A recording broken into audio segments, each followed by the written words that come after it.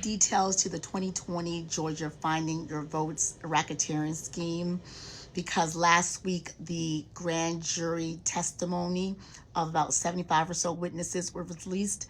Lawfare Media published them originally on this website. It was wonky at first, but now they have it organized. The testimony, the person who's speaking, and their titles, so you can go search it and look at it yourself. I was able to scroll through a few of them and identified in the about three categories. So remember, there were 41 indictments spread across 19 people, including Donald Trump. The categories are his attorneys, most of them who've been disciplined or disbarred, including Jenna Ellis, Sidney Powell, John Eastman, Rudy Giuliani, and a couple of others. Most of them in their testimony pled the Fifth Amendment for most things, meaning like that's the amendment that says you don't have to self-incriminate for simple things like what school did you go to. They were like, I plead the Fifth. And we already know that Donald Trump said if you plead the Fifth, that's most likely because you and your team were lying. See, the mob takes the Fifth. If you're innocent, why are you taking the Fifth Amendment? When you have your staff taking the Fifth Amendment, taking the Fifth, so they're not prosecuted, I think it's disgraceful. If you're not guilty of a crime, what do you need immunity for? Have you ever socialized with Donald Trump in the presence of females under the age of 18? Though I'd like to answer that question, at least today, I'm going to have to assert my 5th, 6th, and 14th Amendment rights, sir. Yeah, so he pled lots of pleading the Fifth. The only thing that Giuliani answered was questions about him being mayor of New York, it's about Ronald Reagan, his relationship with Donald Trump, and 9/11. That sort of stuff. That's it. The second category were the actual establishment Republicans, the ones who were pressured and ones who worked in the White House ethics, for example.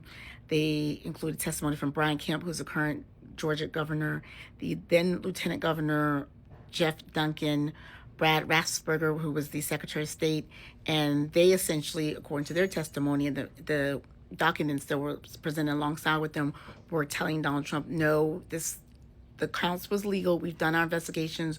There's nothing. We have nothing for you. We got no votes. So that's the second category. The third category, just like other people who are related. So the two election workers who Rudy Giuliani accused of fraud, who eventually sued him and won, and like he owes like their house to. The people who were like, we're not going down for you, like Cassidy Hutchinson, who I believe testified in front of the January 6th Commission. She was Donald Trump's assistant. She jumped ship early on when she was like, okay, you're crazy.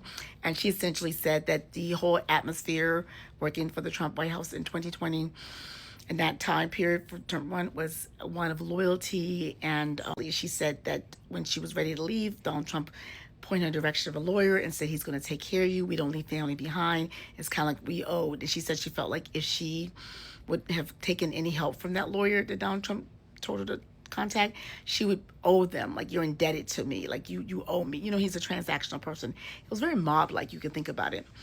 They also include the someone who Mark Short characterized the lawyers as a band of clowns and said their legal theories were really stupid and silly. And Greg Jacobs said that he got a memo from John Eastman using old archaic laws from the 18th century, and that John Eastman said that most likely the Supreme Court would strike down whatever they're trying to do on a 9-0 basis. So end of the story, the end of the day, per the memos and per the testimony, they were aware that there was no votes for them to get, and what the attempt was to delegitimize the count so that it would go back to the Georgia legislature in hopes that the Republicans in Georgia legislature would then toss out the votes, essentially subvert the will of the people. Like, they were planning for them to do that. Obviously, that was going to be difficult because the governor, lieutenant governor, secretary of state at the time, who were establishment, were like, no, we're not doing this. So that made it hard. And I think that's where the prosecution were able to come, because they were not cooperating with Trump 1. And that's the difference between Trump 1 and Trump 2, because Trump 1 had people who were a little bit more reasonable, seasoned, who'd worked in the government, and so they were aware of things like processes, rules, regulations, laws, and things like that. And so they were concerned for their reputation and the continuity. He doesn't have that right now, and that's why what we're seeing is that he doesn't have people qualified for the jobs. They don't know. There are a lot of outsiders. For example, Pam Bondi and Blanche have no Department of Justice experience whatsoever. We saw them try to put Lindsay Halligan, who her last job was like a realtor attorney. She'd done a reality TV show to go prosecute Jim Comey and Letitia James, and that's why it got tossed, because they don't know what they're doing. The most recent example of someone like the persons he had, none of the people that he points to high positions have any experience whatsoever. They're just like sycophants. Their only loyalty is the only qualification is loyalty. If they think DI, diversity, equity, inclusion, means someone who's unqualified is getting a job they're not qualified for, then that's the definition. Then his whole cabinet is DI, including Tulsi Gabbard, who has no defense experience, no intelligence experience whatsoever. She'd been a House Representative member and just a flip-flopper, changed her position so many different times in 10 years, from a progressive to a Democrat to an independent to a Republican to a MAGA in like 10 years. So just a band of clowns. And so that's why it fell apart. But that's the big lesson you learn from looking at the testimony. It's the extent to which they were very much aware that what they were trying to do was unlawful and illegal, and that Donald Trump did not win. I think it was Jacob who said that a lot of people knew, or they should have known better, than to explore this with this man. But they were just, wanted to be loyal, wanted to keep their job, put their head down, and just went with the flow and got indicted for it. Like I said, it was 49 indictments spread across 19 different defendants, including Donald Trump. And Mark Meadows, who's his former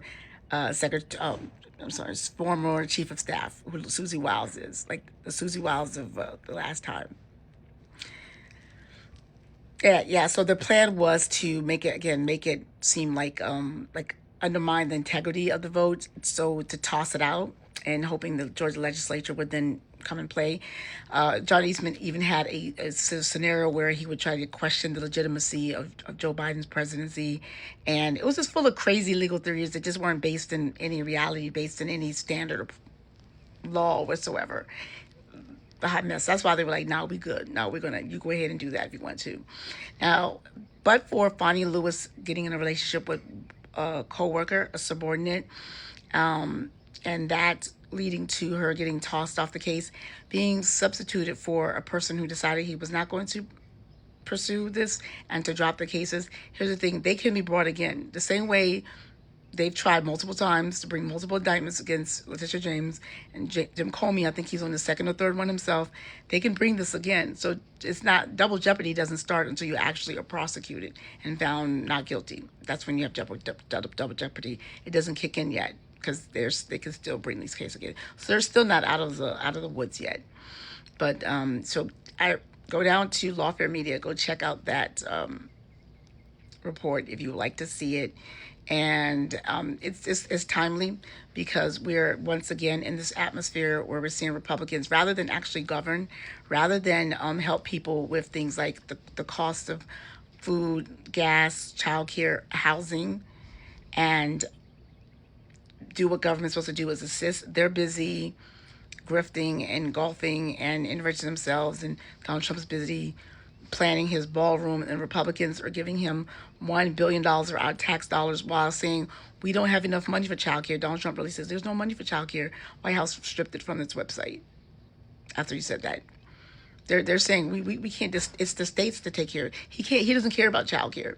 When they asked him in the campaign trail about childcare, he gave the worst answer, and they said childcare is childcare. Ivanka, anyone who saw him talk at that policy think tank should have known this man knows nothing about childcare. And this is why you guys need to stop putting billionaires who have no experience, have no interest, don't know what the hell's going on a pedestal. Stupid Elon Musk this week, he's a former illegal immigrant, undocumented immigrant, was talking about taking away entitlements, talking about he doesn't know what potential. He was born with a silver spoon in his mouth. He doesn't know the benefit and value of Medicare, and that's our own money. It's not entitlement, because he's not from here. He doesn't know that. He's saying these crazy things. But a lot of people were defending Elon Musk back in that day. Last year, they were like, "Oh, Elon worshiping. Elon doesn't care about you. Elon's going to take your grandmother's Social Security and Medicare because he doesn't know anything. Stop worshiping these damn billionaires. They're not good for you." Anyway, I digress. get my iDirectRush merch at jjlegal.com. You can also buy me a coffee or get on my newsletter. In exchange for email, you get your Trump Survivor Kit, which includes Know Your Rights cards, includes things like scripts, case trackers, where to access these cases, so you can have a companion document. That's what I do here. But yeah, I digress. We know now it was a scam, and as Jack Smith said, Donald Trump knew, and he said it so a few times publicly that he was aware. It's just, I don't know, it's just a scam. All of it is a scam. Usually each one teach one. Go check out those documents if you have a chance. Let's discuss below.